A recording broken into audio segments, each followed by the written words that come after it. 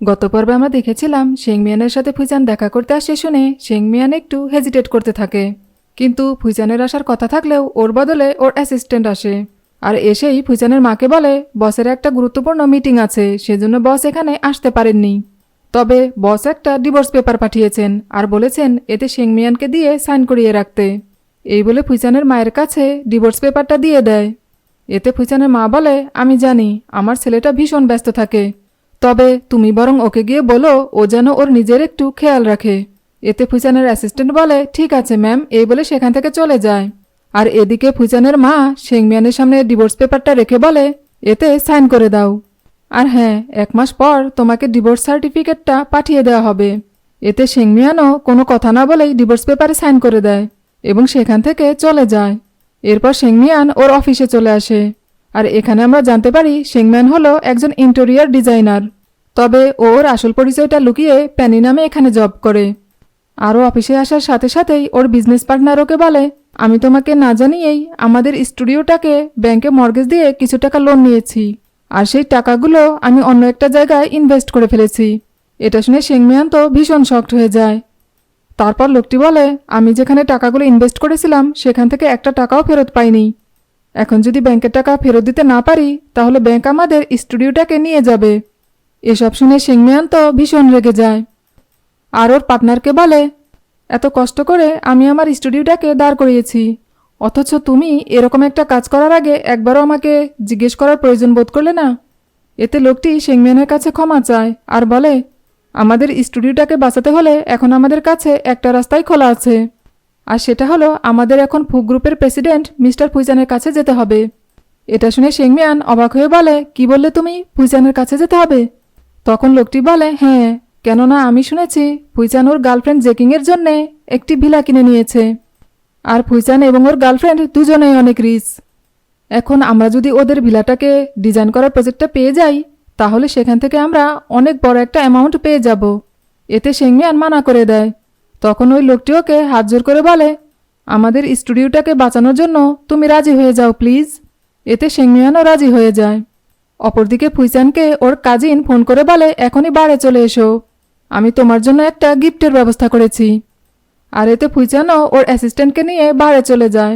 আর সেখানে গিয়ে দুজন কলগালকে দেখে রেগে গিয়ে ওর কাজিনকে ফোন করে বলে, আমার গিফট কোথায়, তুমি কি আমাকে এখানে এই মেয়েদের জন্য ডেকেছ? এতে ফোনের ওপাশ থেকে ওর কাজিনকে বলে, আরে না, আমার গিফট এখনই তোমার কাছে পৌঁছে যাবে। আর তখনই সেখানে শেংমিয়ান চলে আসে আর এসেই ফুইজানকে দেখে মিস্টার ফুইজান বলে ডাকে। আর এতে ফুইজান যখন পেছন ফিরে তাকায় তখনই শেংমিয়ান পা পিছলে ফুইজানের গায়ের ওপর গিয়ে পড়ে। আর এতে ফুইজানের শার্টের ওপর শেংমিয়ানের লিপস্টিকের দাগ লেগে যায়, যেটা দেখে ফুইজান রাগান্বিত চোখে শেংমিয়ানের দিকে তাকায়। তখন শেংমিয়ান ফুইজানকে বলে, সরি, আমি ইচ্ছে করে করিনি, আমি এখনই দাগটাকে পরিষ্কার করে দিচ্ছি। এই বলে লিপস্টিকের দাগটাকে মুছতে গেলে ফুইজান ওর হাত ধরে ফেলে এবং ওকে সরিয়ে দিয়ে নিজেই দাগটাকে পরিষ্কার করে নেয়। আর শেংমিয়ানকে বলে, তোমাকে কি এখানে আমার কাজিন লিংজিং পাঠিয়েছে? এতে শেংমিয়ান বলে, হ্যাঁ। তখন ফুইজান বলে, লিংজিং তোমাকে কত টাকা দিতে চেয়েছে? এতে শেংমিয়ান বলে, ফুল সার্ভিসের জন্য 1 মিলিয়ন টাকা দিতে চেয়েছে। এটা শুনে ফুইজান বলে, তোমার এরকম চেহারা আর ফিগারের জন্য 1 মিলিয়ন টাকা দিতে হবে?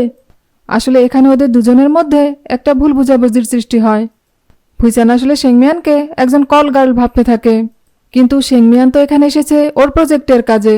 এরপর শেংমিয়ান ফুইজানকে বলে, কাজের ক্ষেত্রে আমি ভীষণ অনেস্ট, আর তাই আমার পারিশ্রমিকটাও একটু বেশি। আর তাছাড়া আপনার ডিমান্ড বেশি থাকায় আপনার কাজটাকে তো অনেক লম্বা সময় নিয়ে করতে হবে, তাই না? এটা শুনে তো ফুইজান ভীষণ খেয়ে যায়।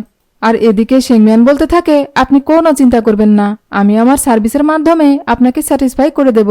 এই বলে নিজের প্রজেক্ট দেখাবে বলে মোবাইলটা বের করার জন্য শার্টের বোতাম খুলতে থাকে, যেটা দেখে ফুইজান তাড়াহুড়ো করে শেংমিয়ানের হাত ধরে ফেলে, কারণ ফুইজান ভাবে শেংমিয়ান ওর সাথে অন্য কিছু করতে চাইছে।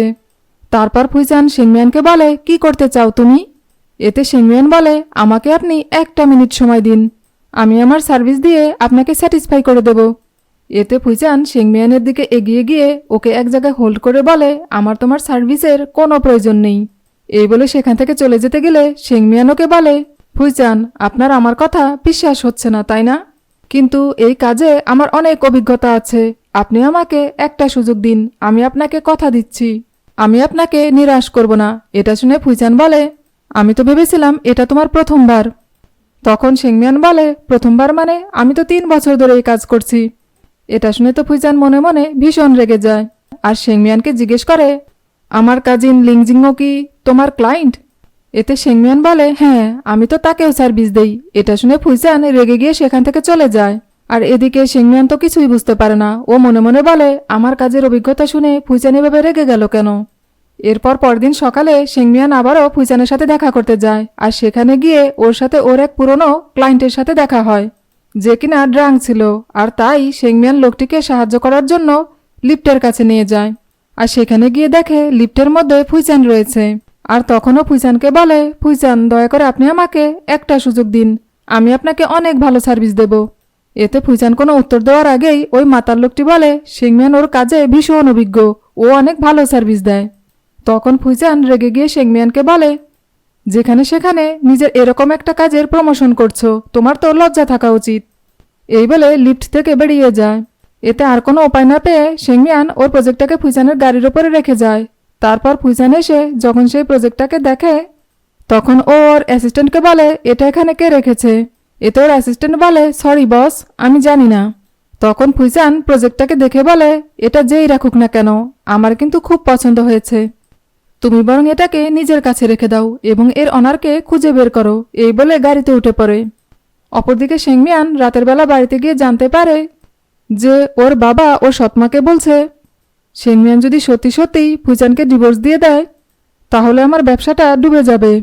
এরপর সকালবেলা ফুইচান যখন গাড়িতে করে অফিসে যাচ্ছিল, তখন ওর অ্যাসিস্ট্যান্ট ওকে বলে, বস, আজ সকালে আমার কাছে আপনার ওয়াইফের ফোন এসেছিল। উনি বলেছেন ডিভোর্সের ব্যাপারটা নিয়ে উনি আরেকটু ভাবতে চান। এটা শুনে ফুইচান ওর অ্যাসিস্ট্যান্টকে বলে, ওই মেয়েটা তো শুধুমাত্র টাকার জন্য আমার পেছনে পড়ে আছে। তুমি বরং ওই মেয়েটাকে ফোন করে বলে দিও, ও যত টাকা চায় আমি ওকে তত টাকাই দেব। তার বিনিময়ে আমাকে যত তাড়াতাড়ি সম্ভব ডিভোর্স দিয়ে দিতে হবে। এতে ফুইচানের অ্যাসিস্ট্যান্ট বলে, ঠিক আছে বস। এরপর অফিস শেষে ফুইচান ওর এক বন্ধুর সাথে টেনিস খেলতে যায়। আর সেখানে গিয়ে সুযোগ বুঝে ফুইচানের বন্ধু ফুইচানকে বলে, শুনলাম তুমি নাকি তোমার নতুন ভিলাটাকে ডিজাইন করার জন্য ডিজাইনার খুঁজছো। তাহলে তুমি কাজটা আমাকে দিতে পারো। তুমি তো জানো আমাদের কোম্পানিটা অনেক ভালো সার্ভিস দেয়। এই বলে ফুইচানের হাতে একটা প্রজেক্ট দেয়। আর ঠিক তখনই সেখানে শেংমিয়ান চলে আসে। ভিডিওটি যদি আপনাদের ভালো লেগে থাকে তাহলে এর পরের পর্বগুলো দেখার জন্য চ্যানেলটি লাইক, শেয়ার, কমেন্টস এবং সাবস্ক্রাইব করবেন।